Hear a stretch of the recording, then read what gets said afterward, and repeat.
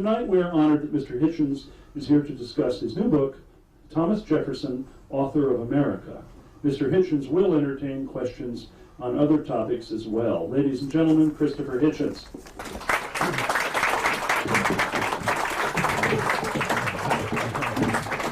Thank you, Dennis. Thank you very much, ladies and gentlemen, brothers and sisters, comrades and friends, if I can go that far.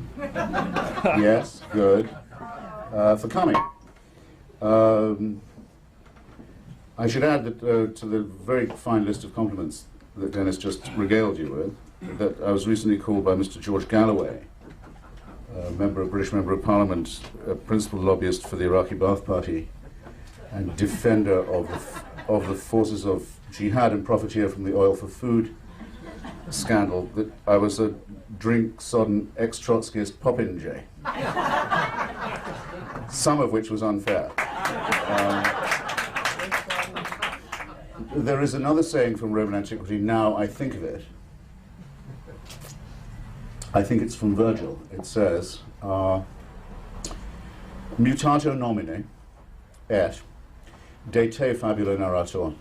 Change only the name, and this story is about you. And I include this in my study of Mr. Jefferson because it seems to me that anyone interested in the American experiment, the American Revolution, and in the multiple contradictions that arise from it, both personal and political, has to be interested in him. And since I know that people come to stores of this exalted kind not just to listen but to speak, and I'm counting on it, I'll be brief, and you'll forgive me my condensation, but I'll say why I think this applies and how, under just a few headings: the Enlightenment, the Revolution, war and nation building, and slavery. Philadelphia in the late 18th century was not perhaps exactly 5th century Athens, but it was an extraordinary magnet for intellectuals and scientists and rationalists and philosophers. All of them, in my opinion, definable as men of the Enlightenment, and the Enlightenment definable simply like this: once people have worked out that God is not going to help you, that you're to that extent on your own. There may be a God, but he doesn't care about you. You have to take your own responsibility. That's what the Enlightenment means. Where religion ends, civilization begins, approximately. Once you've worked that out, then a huge number of things can happen all at once. I would instance just a few. Vaccination against cholera. Timothy Dwight, the great divine of Yale University, still celebrated by Christian Americans, denounced vaccination against cholera because it was an interference with God's design, which, if you believe in God's design, I presume it is. But there were people, Thomas Jefferson among them, who thought, very good idea to bring Dr. Jenner's discoveries and spread them throughout the United States. In fact, Jefferson even helped to work out how to keep the vaccine cool because he realized it lost its potency when it traveled in hot climates. One might instance Joseph Priestley, the discoverer of oxygen, whose laboratory in Birmingham in England was smashed and broken up and burned out by a Christian mob, a pro-monarchist, church and king mob as they called themselves. Looked at the wreckage of his laboratory and thought, I'm going to Philadelphia. They can't shut me up there. Thomas Paine came the same way, wafted across the Atlantic, carrying a letter from guess who? Dr. Benjamin Franklin. In some way, this extraordinary synthesis was occurring, and Jefferson was a very important part of it, and it was a question of taking, as I say, scientific and moral and medical responsibility. And it's perhaps no accident that it was in that atmosphere that the American Anti-Slavery Society was founded, with Mr. Paine and Mr. Franklin and Dr. Rush as among its earliest members. And one of the things that makes Jefferson hard to write about, especially in a short form, is that he takes part in this Enlightenment moment. Here's one way of putting it, by the way, between parentheses. If you want to be either exalted or depressed, I don't know which it would be. In the American election of 1796, the electorate had its choice between two candidates. One was the president of the American Academy of Arts and Sciences, and the other was the founder of the American Academy of Arts and Letters. The candidacy seems to have shriveled a bit since then. Not only that, under the 1796 rules, you could vote for both of them because the runner-up would be your vice president, and that's what the electorate did. It was a limited electorate, I will admit, but still, it had a rather handsome choice.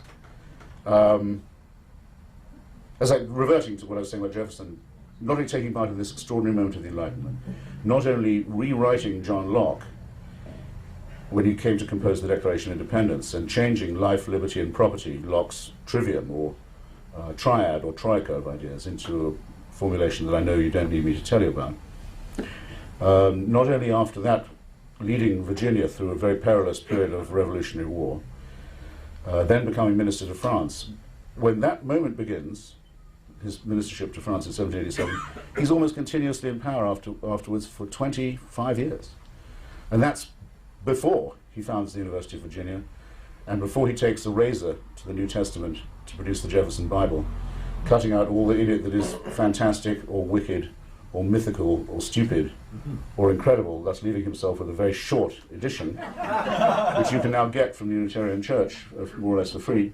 It's an extraordinary thing to have to try and comprehend in one life. You can write a short life of Abraham Lincoln, you can, or of George Washington, you can. You have to struggle to write a short one about Mr. Jefferson. My view is approximately this.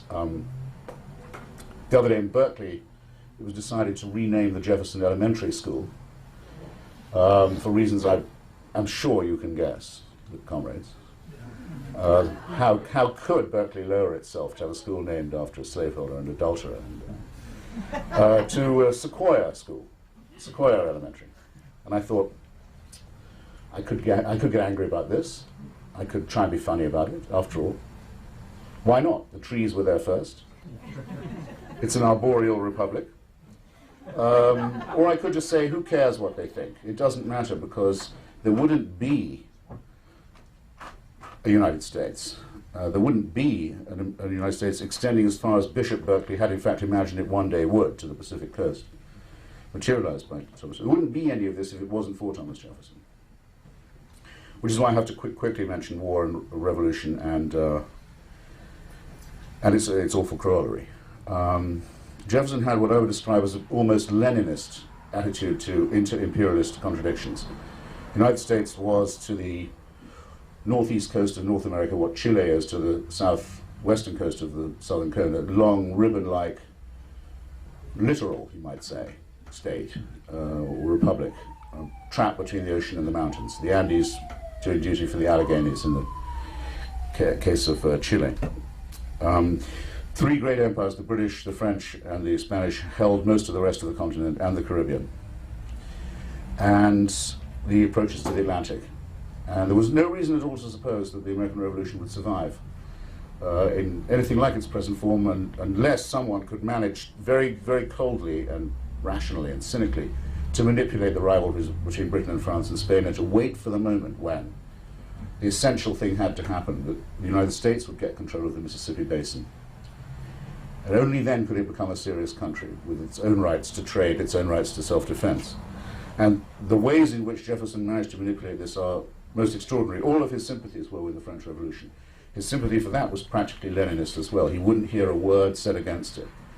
His view was that the French Revolution should be defended at all costs, at all hazards. It didn't matter how many lives it took, it didn't matter how much suffering. There was another republic in the world. It owed its ideas and its principles to the American Revolution, and it was a matter of something more than kinship and solidarity to defend it at all costs. This got him into tremendous political trouble. But when it looked as if the French might wish to continue to hold on to New Orleans, he sent his envoys to Paris and said, if you continue to do this, we will without hesitation make an alliance with the British Empire and the British fleet. We will turn on you because New Orleans and the Mississippi matter more to us than anything else. And further charged his envoys with a secret budget with which he didn't bother to trouble Congress to bargain for the Louisiana Territory, and in the end to get it all. And as Henry Adams, who puts it best, phrases it, to double the size of the United States in one day at 10 cents an acre. And that announcement was made in the Gazette in Washington, D.C. on the 4th of July, nicely enough. And later on that same afternoon, Messrs. Lewis and Clark received their commissions to embark for Pittsburgh and for the West on the same day. Because Jefferson wasn't just improvising, he had a plan for a long time. Lewis and Clark had been sent to Philadelphia. They'd been trained in cholera vaccination for Indians by Benjamin Rush. They'd been instructed in map making, in astronomy, in Indian languages, in agriculture and botany of all kinds. They'd been given a thorough Enlightenment training. It was, in fact, the greatest Enlightenment project ever conceived, and on the day of the Louisiana Purchase announcement, as he sent them out, Jefferson was able to tell them, when you treat with and deal with the Indian monarchs and leaders who you will meet, and I urge you to treat with them with great respect, you will be able to tell them they already live in the United States. They owe no further allegiance to any empire, or any emperor, or any European monarch. And at that point it's become very clear that we will one day be sitting in La Jolla discussing this question.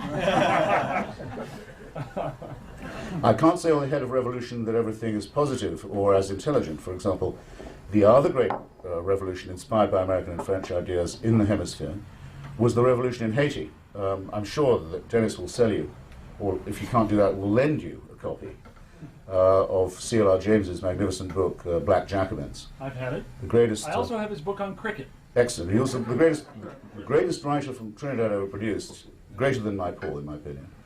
By far the best writer on cricket, and the great historian of the first black revolution and first black slave republic in history, which, under the slogans of liberté, égalité, fraternité, destroyed a French fleet and a French army and ruined Napoleon's plans for the region. Jefferson dreaded this revolution because he thought it was a slave revolt that could spread to the Carolinas and to Georgia, but it was in fact that revolution that so broke Napoleon's will that he was willing to sell Louisiana. So everyone here owes a debt that they probably don't acknowledge, and I bet have not been taught in school, to the slave rebels of Haiti, without whom revolutionary ideas would not have spread to the point where the United States could have been born.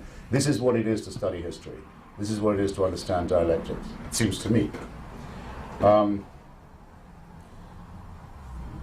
Nation building, war, revolution, yeah, I've at least touched on them. And the Enlightenment. Now, one can't now avoid the question of slavery.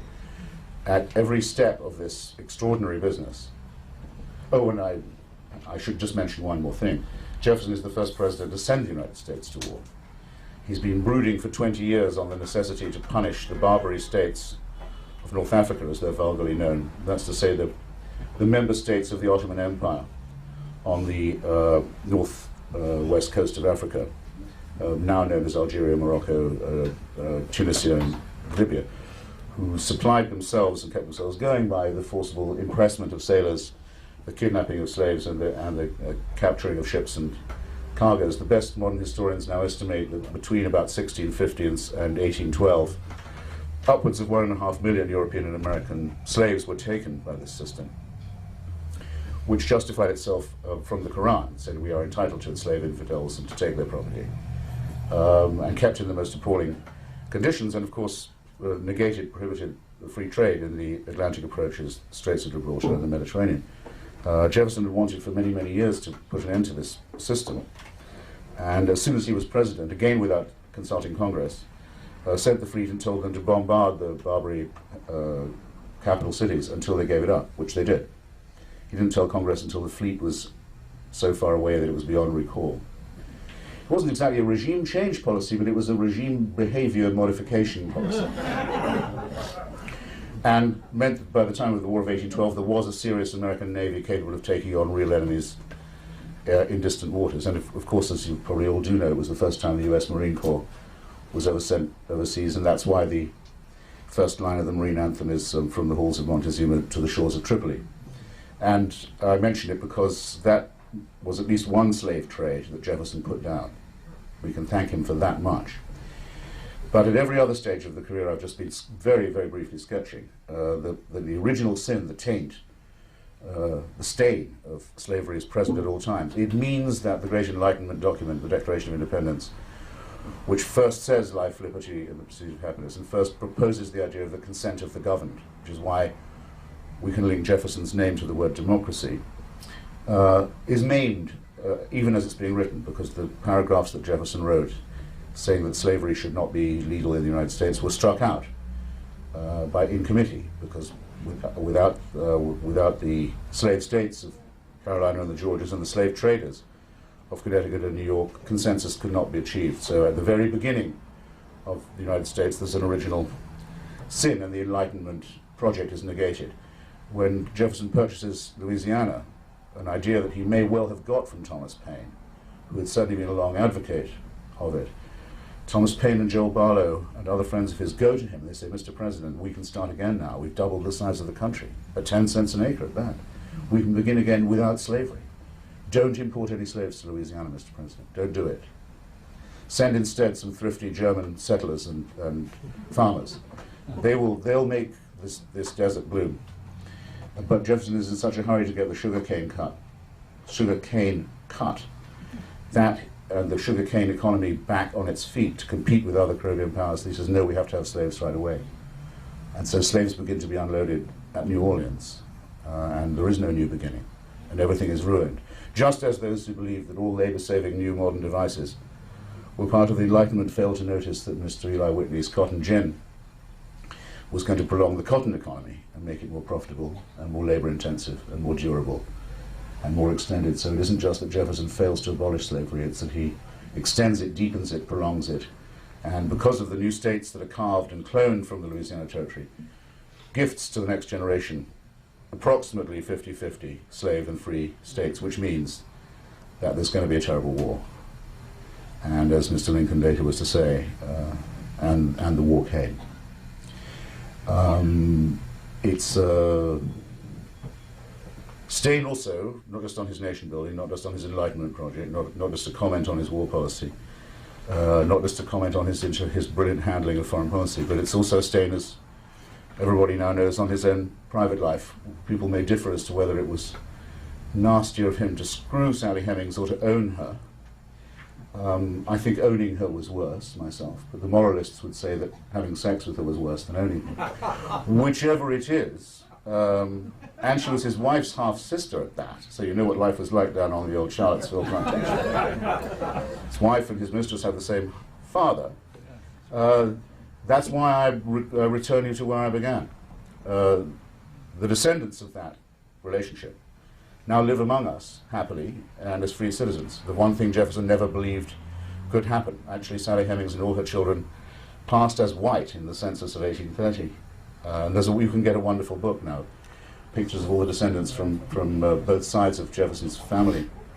But we have not, I think, by any means reached the point where these matters don't have to trouble us anymore. So, distrustful though I am of the idea that the personal is political, normally whenever anyone says that, you know there's some hysterical bullshit about to follow. There is a sense in which it is true, and there is a sense in which, yes, this story, the story of Thomas Jefferson, is about you, is about all of us, and will stay with us for the rest of our days. And so with that, I'm very grateful for your coming, and I'm all yours. Thank you. I'm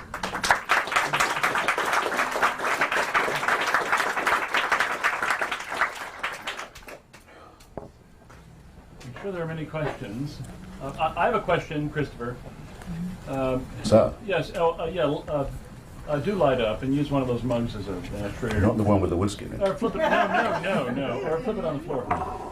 Inasmuch as we live in a science-rich environment here in La Jolla with the Neurosciences Institute, the Salk Institute, etc., can you expound to a further extent on the relationship between Dr. Benjamin Rush, Dr. Joseph Priestley, and others in the American Philosophical Society from Philadelphia, and Thomas Jefferson, and Thomas Jefferson's interest in science? Yes. And vaccination. I hope the question was audible to all, was it? Oh, yes. I could ventriloquize Comrade Wills, perhaps, but he wanted to have me say a little more about Jefferson as a scientist, especially given the scientific character and quality of the Greater La Jolla area, and the scientific character of the Enlightenment in Philadelphia. Well, Jefferson designed his own plow, one that would turn the soil deeper and better and faster. He spent a lot of his time trying to bring Virginia wines up to snuff with graftings and cuttings. Still hasn't quite worked, but it's a lot better than the Connecticut Chardonnay, I can tell you that. When there was a detail in a treaty between America and France about whaling and whale oil and how to deal with it, this will upset some people I know, but the facts must be faced. He decided to write treaties on whaling all by himself, just to determine what the economics of whaling were. As I say, he was very keen on inoculation. He's a great botanist, and his notes on the state of Virginia count as one of the very first studies of the American ecology in archaeology and, so to speak, bedrock ever written. And he had a great debate with the fantastic French phony, the Comte de Buffon, who was considered then to be the greatest paleontologist of all time, and who believed that the atmosphere of the United States could only produce pygmies and cretins and slaves, and that even the Native Americans were racially inferior and so forth. Well, Jefferson, in his debate with de Buffon and in his notes on the state of Virginia, rallies tremendous scientific knowledge, but there's only so far he can go. If you want to think of Jefferson in another tragic dimension, you can think like this. Abraham Lincoln and Charles Darwin were born on exactly the same day. Pure coincidence, with no significance, but somehow interesting. I would say Darwin was a greater emancipator than Lincoln, myself. But these people, living at the end of the 18th century, were living well into it, actually. I mean, Jefferson was alive when Darwin was born, had no idea of what was coming. They couldn't see as far as the next horizon. And so a lot of what they write fills them with a sense of pathos. In his argument with de Buffon about the mountains of Virginia and the rock formations, neither of them can work it out. How do the shells get so high up on the mountaintop? How did they get there? They don't know. They don't know that deism is a fallacy, because it's the best they can do. Maybe there's a God who doesn't intervene, but it's it's as far as we can go. Maybe, Jefferson speculated on this a lot, maybe people from Africa are of a different species, and that's why they're so biddable, that's why they take to slavery so easily. He hoped it wasn't true, but I think he suspected that it was true. So he's living in the age of pseudoscience, he's living in the age of alchemy rather than chemistry. But as far as he could go with what scientific equipment he did have, whether it was studying balloons for transport, not for war, or vaccination, he did push it, as far as I can see, as well as a man of the Enlightenment could do. And so we who stand on the shoulders of giants should be careful with being too, dare I say, judgmental about people who were doing the best, but still lived in an age of religious barbarism and ignorance and stupidity. And superstition, and slavery, and madness, and all that people want back now, which is now such nostalgia. I have a question from the Colonel Carlson. I know, because you're unusually fair-minded and well-balanced and never really opinionated, I'm interested in why on earth you tackled Mother Teresa as in the missionary position. And Christopher, I'm sure you give a précis to the audience. I was asked why someone of my natural tenderness and pudeur and fair-mindedness would... And by the way, one mustn't confuse fair-mindedness with objectivity. You know how people often do that in this culture. People say they think even-handedness is objectivity, or fairness is objectivity, or putting both sides. There's not. Objectivity is the search for truth, even if it leads you to unwelcome conclusions. It's nothing at all to do with impartiality. But none of these things apply in the case of Mother Teresa, because it's a simple matter of record that she was a fanatic and a fundamentalist and a fraud.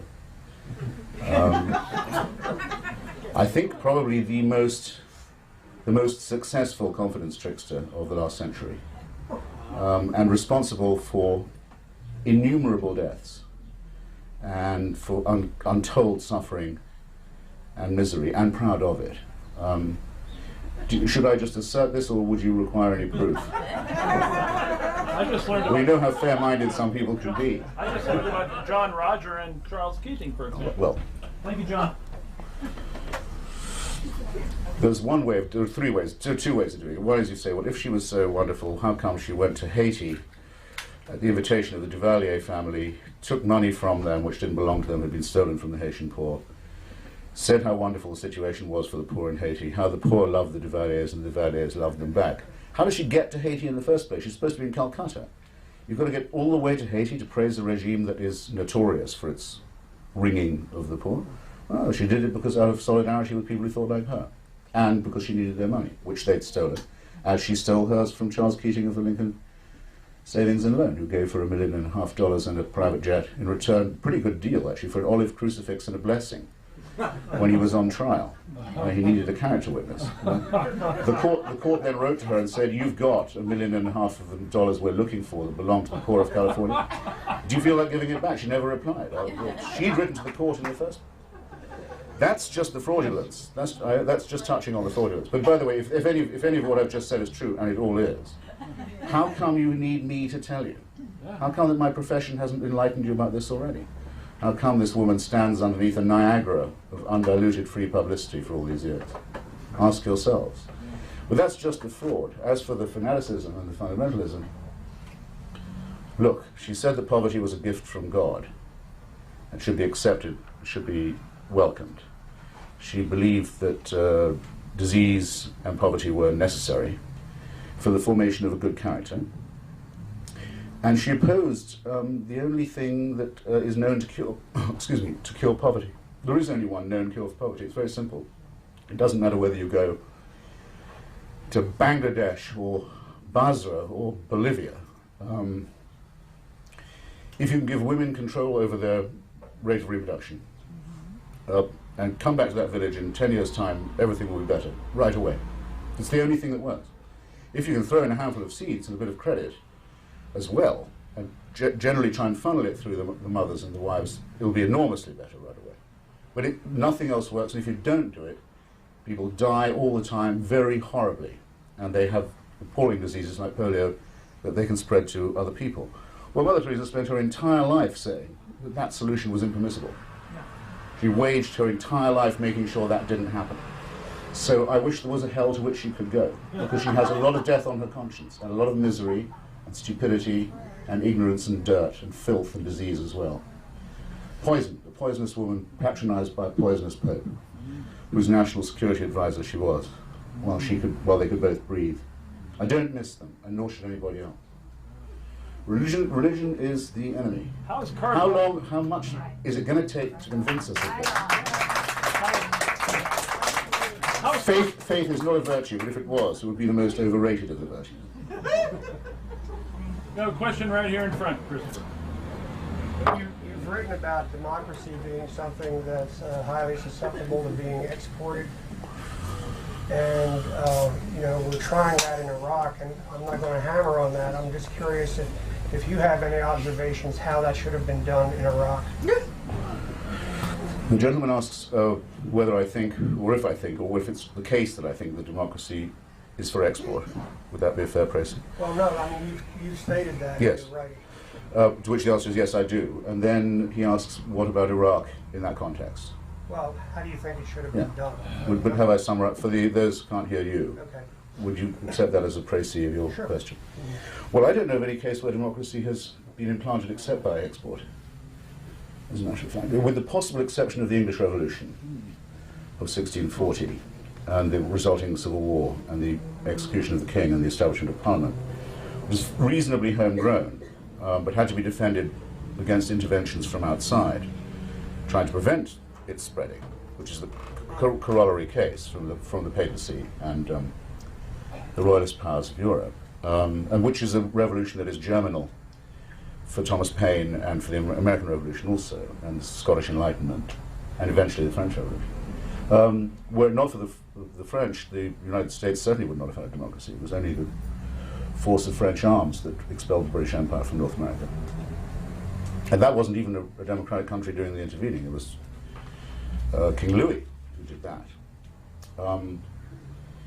To the extent that, say, India is a parliamentary democracy, it's not because of indigenous conditions. Simply has to be conceded. Most Indians would concede it.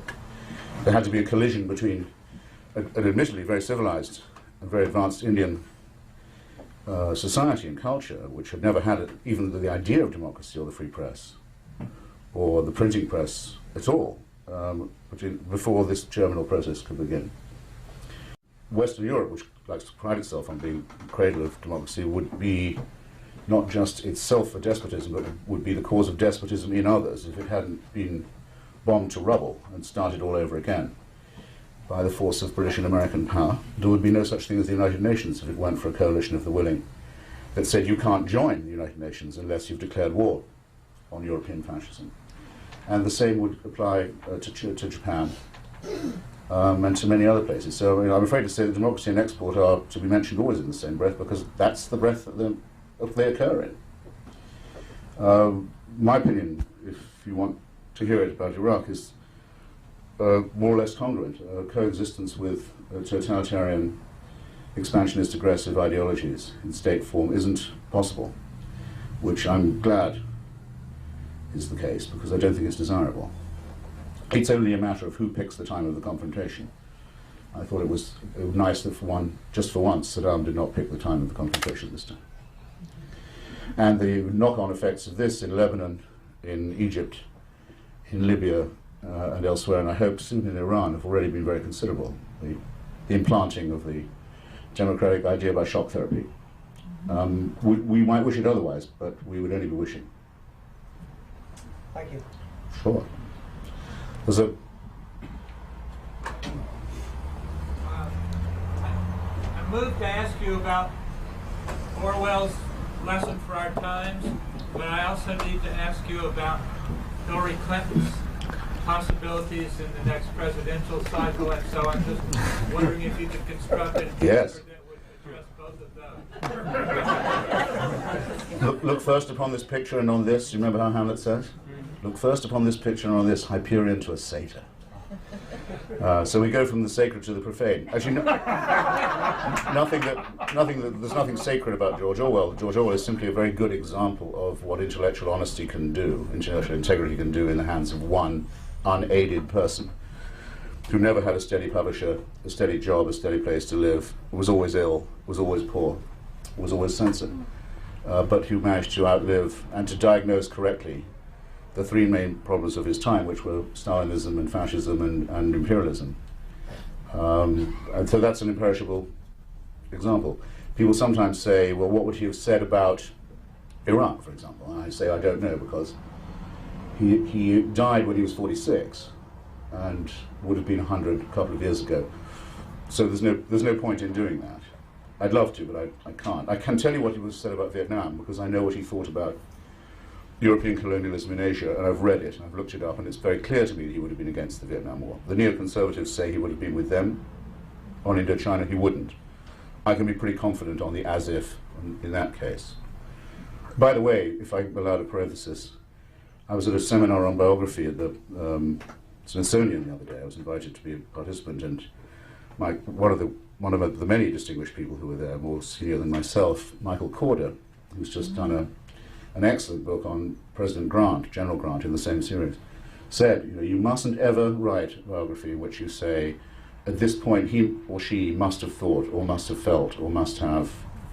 You're not entitled. And you'll lose your integrity as a biographer, and you can't know it, and you shouldn't do it. And I thought, how right that is. I've nodded at that so many times. But, having just written about Thomas Jefferson, I don't completely agree with this anymore.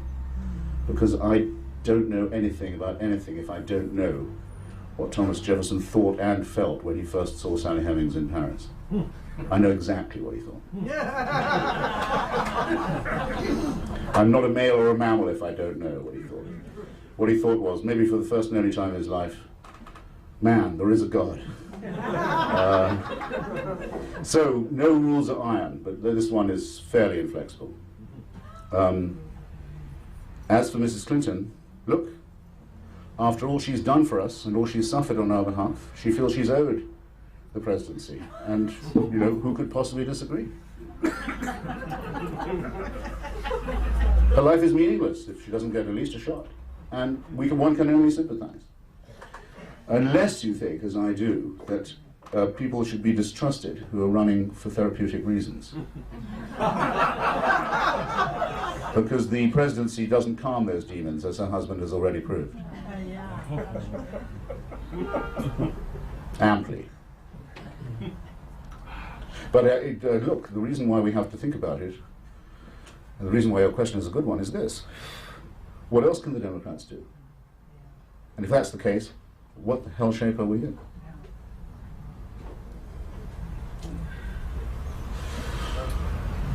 It would be invidious if I pointed to questioners, I think, because... You point to whomever you wish, Christopher. well, how do you know I haven't seeded the room with members of my immediate Of family? your family. That's what you said at the Virginia story, yes. No, but he's not a member of your family. This chap right here. Sir? How has your perceived ideological shift affected your social life?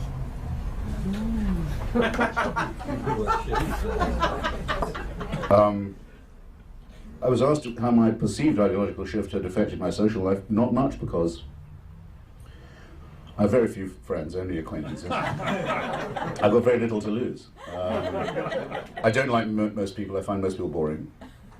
It's easy to turn one's back. I'm a cold fish. And when it comes to matters of life and death and of principle, I find it very easy indeed to quarrel with people. So I don't ask what they think of me. I sometimes wonder what, if they ask themselves what I think of them. But I'm at pains to tell them, to dissolve any doubt. So I sometimes wish I had a large family to fall back on. But I was never much of a family values person. So it's really very nice of people like Dennis to invite me out every now and then, so I can meet new people and socialize.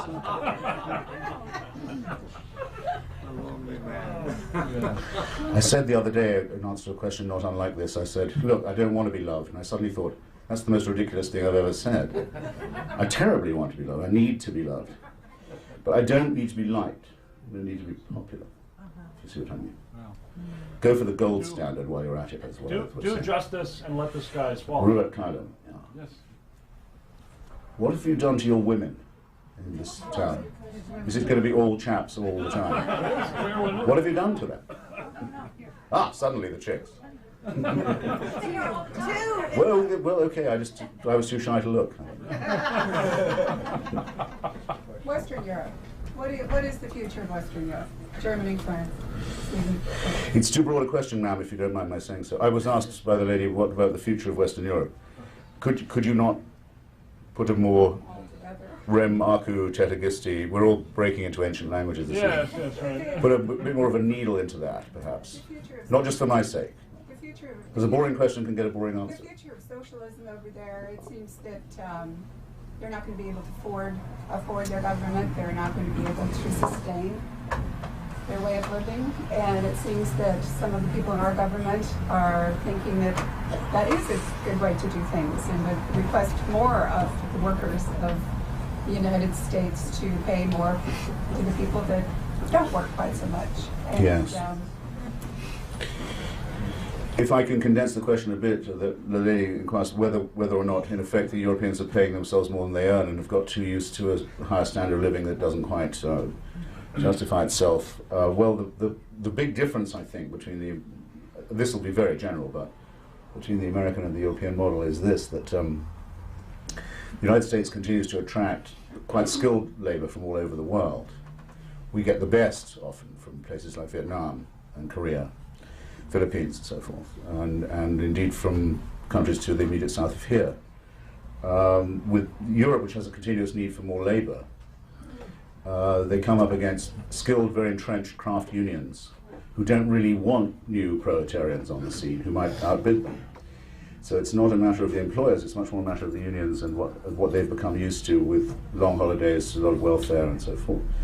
Which means, to answer your question about socialism, that the socialist movement is dead by definition because it's rich workers disliking poor ones. And that's not exactly proletarian internationalism. The second thing is that most of the immigrants from Western Europe, who want to make up this deficit, come at the moment from Muslim countries. And everybody knows that there's a possible trapdoor underneath that apparent free gift of cheap labor. And I don't think I need to state it any more dramatically than that. The hope was, until recently, that this deficit would be made up in another way from Poland, the new countries, the former communist countries of Eastern Europe. But it's a bit of a race between those two things.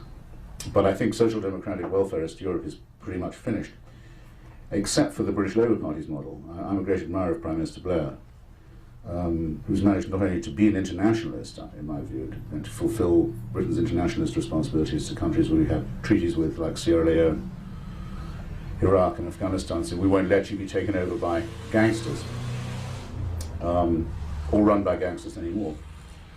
But has also achieved something never been seen in Britain since the Second World War, as a full employment economy and a very high rate of spending on welfare and a huge surplus. While doing all this, it's really quite a remarkable thing. So I'm quite proud of my membership of the British Labour Party, which goes back now quite a long time. Bring it on. In light of the recent bombings in London, how do you think Tony Blair is going to react to this? Do you think he's going to... They're asking him to remove their troops from Iraq. Do you think the bombings will strengthen his resolve, or do you think he's going to take some notice? Excuse me. If you don't smoke, you should really take it up.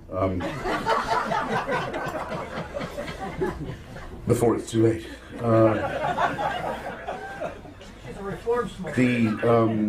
The lady asks me, in respect of the recent atrocities in London, whether this puts Mr. Blair in the position of having to concede to his critics about Iraq. Would that be fair? Yeah. Well, I have to say two things about this. One, I'm completely fed up with reading about the heroism of my fellow Englishmen. I hope you've had enough of it this week too. Plucky London soldiers on, business as usual, the stoic Brits, the warm beer, the chips, those breakfasts, you know. Drink your beer before it gets cold. Is this coffee or is it tea? All that. I can't stand it. I love the old country, and I'm very proud of the phlegm displayed by my friends and family, but I've had enough of it, especially about how it's so much like the Blitz. I mean, just look here for a second. Throughout the whole of the 1930s, the British stolidly and phlegmatically and stoically lined up to vote for conservatives who were trying to give away Europe to Hitler. They wanted him to do it. When Chamberlain came back from Munich and was greeted by the Queen Mother, the Queen Mum on Buckingham Palace balcony, they all flooded into the streets to applaud. They couldn't get enough of it. They wanted a quiet life. They love business as usual. Yeah, let's do that. And then when it all goes wrong, they get what they've earned for this, then what else can they do but stand still under the bombing where they can't move? It's an island, for Christ's sake. When they could run away, they did. They sent their children to the country. The rich people moved into the well-fortified hotels. You read George Orwell on what it's like under the Blitz, or Stephen Spender, his time as a fire brigade officer. Fire brigade would wait for the flames to die out and then they'd loot everything from the houses. They'd say, well, actually, we don't take children's toys, Squire, but everything else pretty much fair game. There's always something. It was a disgraceful performance. They blamed the Jews for hoarding goods and for pushing in front of queues. They panicked and trampled each other to get into the underground, which now people would trample themselves getting out of, to get away from it. It was all pretty ghastly. So enough of this romanticization of the English. They had enough of it. But at least there was one thing you could say. Nobody said, well, why don't we give them what they want, the boss? Why don't we just surrender? Why don't we look for the root causes of their grievance? There was at least none of that bullshit. And there won't be any of that bullshit anywhere where I can raise my voice either. Say it once, hope not to have to say it again. You do not deal yourself a hand in the conduct or formation of British foreign or defence policy by putting a bomb on a bus in Tavistock Square. You do not. Final. Do I have to say it twice? No. Will I listen to anyone who says that we should? I certainly will not. I certainly will not. And nor should anyone else. And the Prime Minister will not do so. And what people ought to realise is that there is indeed a connection between this and the Iraq War. The same people did this at King's Cross and Edgware Road and Aldgate last week, who last Friday blew up 24 school children in Baghdad. Yes, of course there's a connection. We're fighting the same people. And they will rue the day. We will outlive and outkill and outfight them. They say they prefer death to life. Maybe they do. If they want to be martyrs, we're here to help. But our love, really here to help, but our love for London will outlive their hatred and their love for death, believe me. Hear, no question about that. Hear, hear.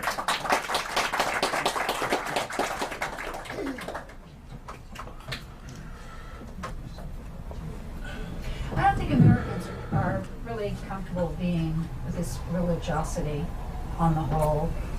And my hope is that when Bush passes, I think a lot of this is going to pass, and I think we're going to go back to being the middle of the road country. We've always sort of been, more or less. We swing to the left, we swing to the right, and thankfully to this point, we come back to a middle ground. And I think we're just at a far end of one of those. What do you think?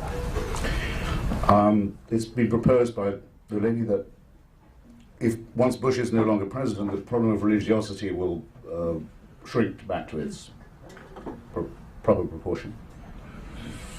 Well, I don't think that's true. I don't think that religious fanaticism is a problem only under Republican administrations. I know there are many people who do think this.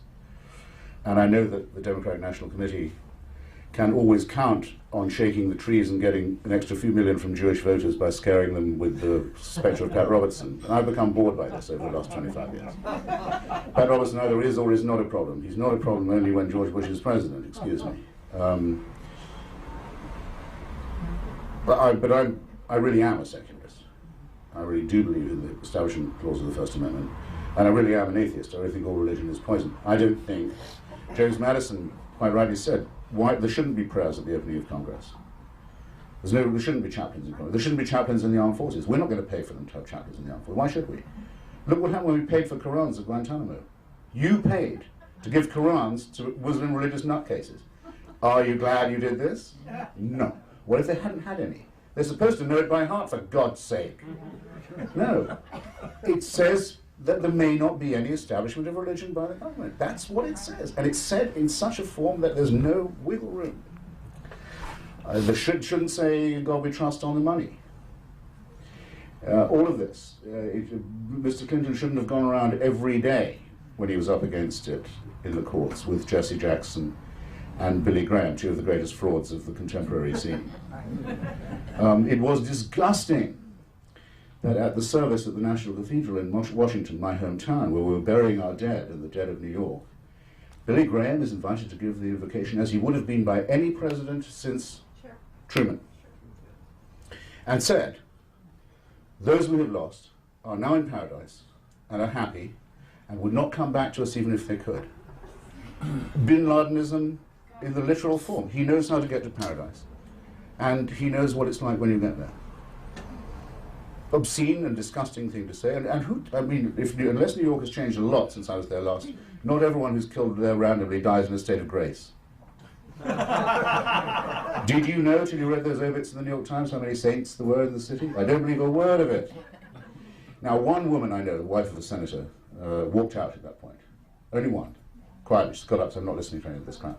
Everyone else said, oh, how wonderful to have Billy Graham to invoke bin Ladenism over the deaths of our brothers and sisters. No, no, no. This is moral suicide. It's conceding them half their point. We will regret it bitterly. Well, this is the occasion for just one thing only, to say the United States defends secularism in its own territory and anywhere else that it's threatened, and counts those people as its allies. Now, Mr. Bush, who you've just reprobated, may be a bloody fool when it comes to saying that Jesus is, I don't know, got him, I mean, this is what I don't understand. He gave up bourbon for Jesus. Okay, I try and always be able to see the other person's point of view. Famous for it, can't do that. But, and he, of course, he said Islam was a religion of peace, which is a ridiculous thing to say, but one knows why he said it. I'll give him points for saying it. He said it at the mosque in Washington, I was there. I know why he said it, it's still a fatuous remark. But he knows, whether he understands it or not, that the only allies the United States has in Afghanistan and in Iraq and now in Lebanon and elsewhere, increasingly, are the secular forces. It counts as an irony of history. The success of Bush's foreign policy depends on the success of secularism in the Muslim world. And that's why it's appalling to see so many liberals making excuses for bin Ladenism and jihadism as if it was some kind of fucking liberation theology, which it is not. It's the most reactionary ideology in the history of the human race. It means business, it means slavery, it means mass murder, it means bigotry, it means the abolition of culture. And there are people who say we have to understand its deep-seated nature, which we certainly do, but not by apologizing to or retreating from it. The President's got that bit right. Good for him. To that extent, I'm on his side. Oh, Christopher, On the point of secularism, could you speak to some extent on your recent trip to Iran and about which you wrote in Vanity Fair? Yes, our host asked me to say what I found in Iran when I was there. I've now become the only writer to have been in the last, in this century, let's say, the last 4 years, to Iran, Iraq, and North Korea. So you can ask me any axis of evil question that you like. And I keep thinking, there must be some money in this somewhere. But in Iran, there's the most extraordinary state of dual power, really. The mulocracy, the Khomeini-founded theocratic dictatorship, holds the country in trust. It believes it owns Iran and all the people in it. It operates on a theory of government that's called the vilayat-i-faqih, which is the trusteeship of the clergy. The clergy are everybody's parents. They own the country. They are the parents of everybody in it. They decide who can run for election and who can win. They decide what can be published and what cannot. They have a simulacrum of an open society. But it's a bogus system, and when it's challenged, it resorts to violence and sadism. And it still considers, of course, 50% of the Iranian population to be beneath contempt. That's to say, the female half. It threw away so many people in its hysterical war with Saddam Hussein by the human wave tactic, the obscene suicide, we love death tactic. This is what it really means in practice. It means you take children out of school and you put them in the front line and you shove them across the minefield towards Saddam Hussein's machine guns, which are not going to be sentimental about children, you know that, to clear the mines and to try and clear the barbed wire. That's what it means. They lost maybe 1.5 million of their kids that way. At the end of which, they had to admit defeat, discover that God wasn't on their side, which I could have told them. But did they listen? No. And to say, well, we'll pay every woman in Iran an extra several thousand riyals because they have an oil price that allows the subsidy of a great number of things, if they'll have 3 or more children. So they got a sudden, they're back up to population now. And it's what I call the baby boomerang. Because the children who were born at this time, and who are now, we think the best estimates are that about 50% of the Iranian population is under 25, all hate the mullahs, hate them, and hate the ghastly rule that they, so the regime that spawned them is being turned on by them.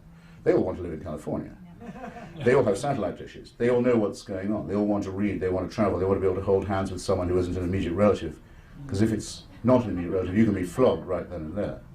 Or hanged on a crane. Or hanged on a crane, or, if it's really serious, and if you're sentenced to death, as you may know, Islamic juridical law says you cannot be sentenced to death if you're a virgin. So they rape them before they hang them, so they're not virgins when they hang. Okay. Believe me, all this goes on. Bear it in mind the next time someone tells you to know what their grievances are. That's what their grievance is. There are unveiled women around the place. East Timor has been freed from Indonesian control. That's their grievance. Just, yes, by all means, study what their grievances are. And bear in mind what they, if you wonder what they have in mind for you, see what they've got in mind for Iranians. So, this is going to be a big battle in Iran. There's going to be tremendous tussle there. And once again, I believe that the President has declared in advance that we're on the right side of it, and should be praised for doing so. A question for this gentleman, I promised I wouldn't do it, but he's really had his hand up for an awfully long time. Well, I've been curious all day. I was thinking about asking you what your thoughts were as a historian and a scholar about the state of human intelligence. Do you think it's getting better or worse? Well, given all your subjects tonight. I mean, I'm hoping for the artificial, because the real is pretty disappointing. I mean, can you give a praise? Just as I have a fetus in my own freezer waiting for the stem cell, I'm holding out for stem cells. Anything, it's like people saying, the Catholics say we're against artificial contraception. Yeah, the one that works. Artificial intelligence might be that good. I only say it's possible. We are a very poor species as it happens now. I mean, anyone who examines themselves with any honesty has to know that the theory of evolution is correct. Not every theory, there are several theories. It's not true to say evolution is only a theory. There are many competing theories of evolution. We know that it occurred, though. We just don't know exactly how and why in each case. But our prefrontal lobes are too small, much too small. That's probably the birth canal, I'm very sorry to say, for those who like their birth canals tight. For which I think there'll always be a demand. Were there to be looser ones, the skull could have a chance to improve. Prefrontal lobe is too fucking small. Okay? The adrenaline gland, by contrast, is much too big. We don't need that much adrenaline anymore. We don't need the fight or flight. We're equipped for far more adrenaline than we need. The oppositional thumb is a bit of a sort of hand job. It's all very disappointing. The urinary tract, don't start. You know, all of that. So we're very imperfectly evolved mammals, but we have all we've got is the poor candle of reason and irony. But until we stop being afraid of death or the dark, we will, I think, continue to be very primitive. And the moments of enlightenment will be very few and very vulnerable. And so we should cherish the ones that we do have and not allow them to be trampled upon by barbarians and Philistines and creeps and pukes and kindred cattle. It's important. Who's next? I have a question. Question? Getting back to the Jefferson book, I've read some articles by a few historians, and they speculate that Jefferson was an atheist. Do you concur or disagree, or what are your thoughts on that? Gentleman wants to know if I think Jefferson was an atheist. My answer is provisionally yes. I mean, I've already given you the warning, you know, how biographers mustn't do this. He never said he was. He would attend public services, it's true to say. But he was a politician at the time. There was no way of not doing that. He defended Thomas Paine, who was under great attack for being an atheist, but actually Paine wasn't an atheist either. Or didn't say he was. Again, it was going a little further than anyone dared. Or, in pre-Darwinian times, than anyone quite knew. When he's dying, which I think is the test, as the Christians of the time thought it was a test, we certainly know he wasn't a Christian, because he said that he faced his extinction with neither hope nor fear. Now, if you have neither hope nor fear, you undoubtedly are not a Christian. No man of the cloth was allowed anywhere near the bedside. And the headstone, the obelisk, which you may have seen at Charlottesville and elsewhere, reproduced, very specifically says only that he wanted to be remembered as author of the Virginia Statute on Religious Freedom, of the Declaration of Independence, and founder of the University of Virginia. I didn't think anything else is worth mentioning. I would say that's the gravestone of an unbeliever. There is also a letter which I think I quote to a nephew of his on a reading program on how to educate yourself. And he says, you must study all the religious texts, and if you find that you think there is no God, be willing to accept this and let it make you happy. And if you find that there is, I wish the same for you. Which means that he thought it himself. Must have, in order to be able to write. He must have come at some point that allowed himself to think the heavens are empty. Well, this is empirical on my part, but it's very, very rare for people who've decided that it's untrue to go back. Extremely rare for atheists to reconvert, or to convert, or to become believers again. Once you've gone there, you can't. There's really no going back over that bridge. So that he was not a Christian is beyond doubt. That he was absolutely against any state sponsorship of any religion of any kind is certain, and that he died without any hope of outliving his body, I think is reasonably sure, yeah. I have a question from the Edmund Burke scholar in the back. Quick question then. Why the Jefferson Bible? Well, I'm asked in that case, why the Jefferson Bible? Well, oddly enough, it's proposed to him by John Adams, who says, why don't you tackle this question of the New Testament? And so Jefferson takes the view that, as does Thomas Paine, that Jesus Christ, the Nazarene, assuming he ever existed, was at least an exemplary human being, whose precepts were as far as they can be understood, admirable ones. He cuts out anything that's inconsistent with that. Well, you can be an atheist and believe that. In fact, I know a number of Muslim atheists whose initial way out from the poison of Islam was to notice what a horrible figure Muhammad is, even as adumbrated in the Quran and in the teachings. Constantly interested in getting married to younger and younger girls, the latest one being 9.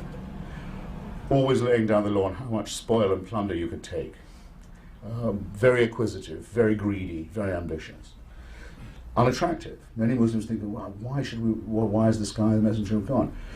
Some of them get out by means of Christianity. They say, well, this Nazarene fellow, who's also mentioned in the Quran, doesn't seem to have wanted anything for himself. Doesn't appear to have been greedy, or acquisitive, or a sexsmith. Now, all of this is totally meaningless to me, I should say. I don't believe a word of any of these texts. But if you're looking for a handhold, and you're not quite ready to let go of faith, but you're willing to let go of dogma, that's one way it can be done. And so the belief that Jesus of Nazareth was not necessarily all that bad a guy, it was consistent with believing that he wasn't the Son of God, which of course he was not, because there is no God to have a son, and you know all that. And virgins don't conceive or give birth, and any more than statues weep or bleed. And that was basically Jefferson's position. The Edmund Burke scholar has a follow-up. Go ahead, John, fast, quick. But even that, by the way, even that he wouldn't allow to be published in his own lifetime. Which gives you an idea of how political he was. He was extremely political, very calculating. So this is what I think, but I'm sure I'm not going to let everyone know it's what I think. So if he wouldn't even go that far in public, imagine how far he went in private. John, what is your follow-up? Fast. Just a follow-up. I mean, the question is about how he added it. I mean, you described it as he removed the stuff that, was offensive to reason. So is what remains sort of available to reason, that the reason can assent to? Is he set up as, sort of spirituality that doesn't require revelation? Sort of a Kantian move that he set up? The questioner thinks that he has me in a pincer. and to some extent he does. I mean, he would if I was Thomas Jefferson, because Jefferson is indeed trying to have it both ways. He's saying, look, there is ethics in this, there is morality, but it's also overlaid by superstition and myth, and so forth. One wants to kind of cleanse it from that, which is what Protestants have always tried to do with Christianity. Jefferson, in fact, said that he believed Unitarianism would become the main faith or the main allegiance in the United States. He was wrong there. But something like Unitarian belief, I think, is now very, very widespread, as is Reformed Judaism. A sort of non-religious, ethical spirituality is very, very widespread, far too much so for my own taste. But I don't think this circle can be squared, if that's your question to me, because much of the advice given in the Bible is flat out immoral or amoral. Just to take only the New Testament, you aren't allowed to take make form of judgment on anybody, condemn them unless cast the first stone, in other words, unless you are yourself without sin. Well, that's ridiculous. On that basis, you couldn't indict Charles Manson. You'd have to be a sinless, virtuous person yourself. It's obviously not true. It's obviously an immoral thing to say. So is the idea of taking no thought for the morrow, no saving, no thrift. Don't worry about your family. Don't do any savings. Don't think in any continent manner. There's no need for that.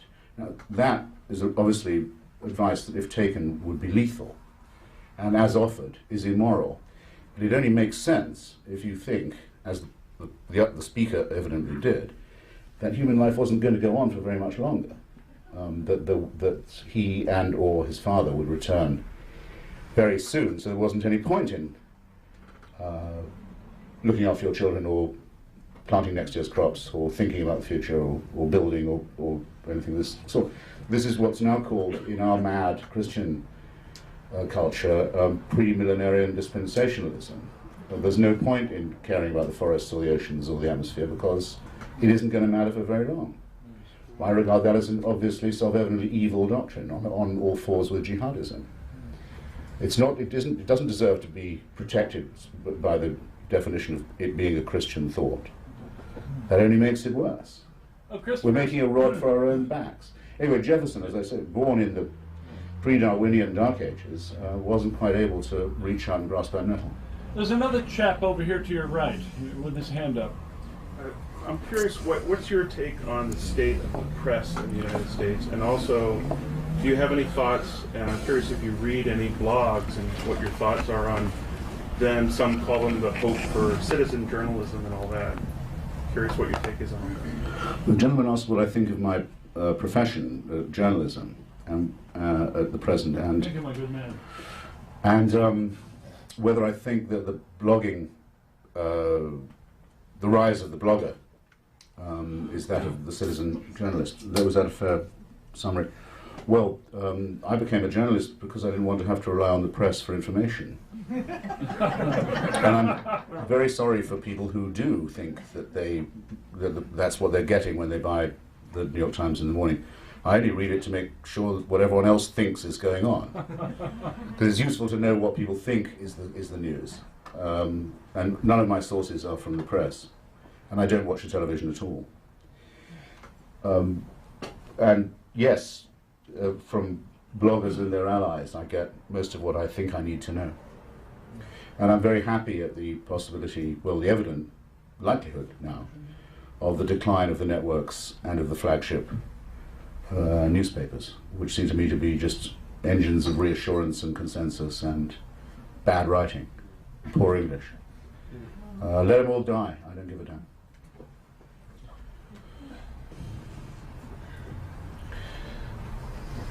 I don't understand the United Nations. I don't understand what goes on with them, how much power they have or don't have, how necessary they are or not. What role do they play? The lady is flummoxed by the role and nature of the United Nations. Wants to know how they do this, what role do they play, what goes on there. Look, you're not alone. I mean,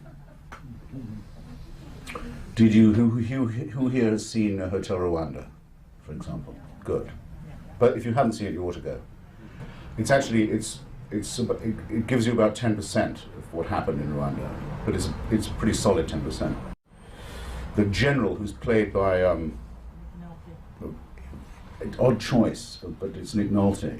His name is General Romeo Dallaire. He's a Quebecois Canadian.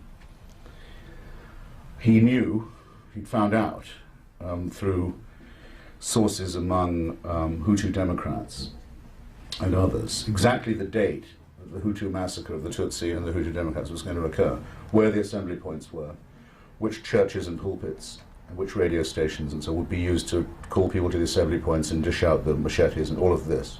Not just machetes, by the way, that's a cliche about Africa. These were fragmentation weapons as well, on which Rwanda had spent most of its budget for genocide. He said, he called up the UN. He said, we have a very small mission here, but we know what's about to happen. If we tell the government what we know, and if meanwhile we double the size of the UN force from, say, 250 to 500, we have a chance of putting them off doing it. They might wonder if they were going to get away with it. Those faxes, which I've read, landed on the desk of Kofi Annan, who threw them away.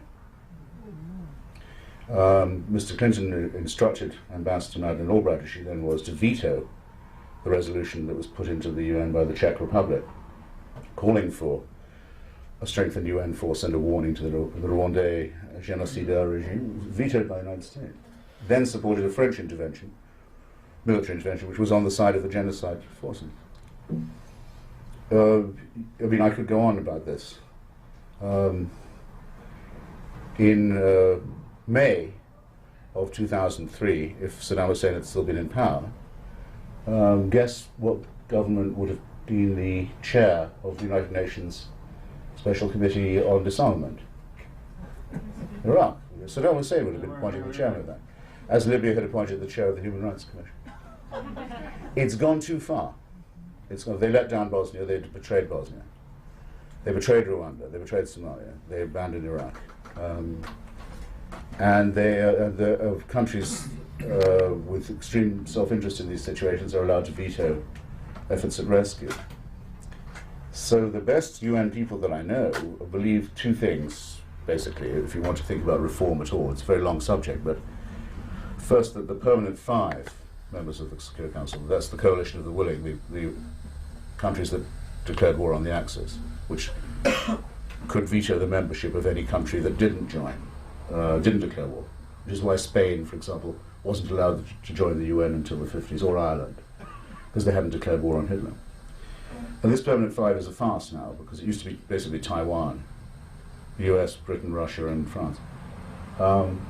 It should be expanded at least by 2 members. I would say India would be the most obvious one, a democratic, pluralist, secular, multi-ethnic country with a huge economy and a great civilization. And either, I would say, South Africa or Brazil. Don't know. But one of those, at least 2 of those 3. And a veto should require 2 votes, not 1. No one country should be able to veto all the other. That on its own would be a great thing. As it happens, though, in my opinion, the United States is the only one that represents the unspoken for.